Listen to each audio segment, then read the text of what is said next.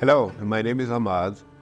I had a full arch dental replacement, and I'm very happy with the results, and it's changed my life completely. It was a transition from not being happy and content to being happy and content.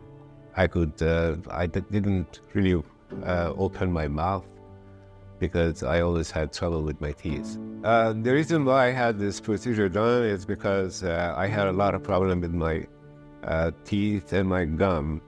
So I had a lot of surgeries done, and then I ended up missing teeth. The teeth were falling off. And so I had a trouble almost on a monthly basis. I had to go to the dentist, couldn't eat much of everything. I was basically chewing on one side of my mouth for about, I guess, 5 years, and it was a major trouble. And so I decided that this is it. I either have to get denture or do something. I talked to my doctors at Send a Smile, and they finally decided to. They gave me a full arch replacement.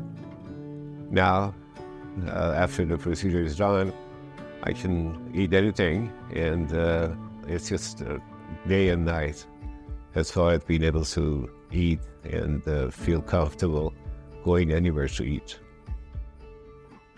It's just like I'm 16 again.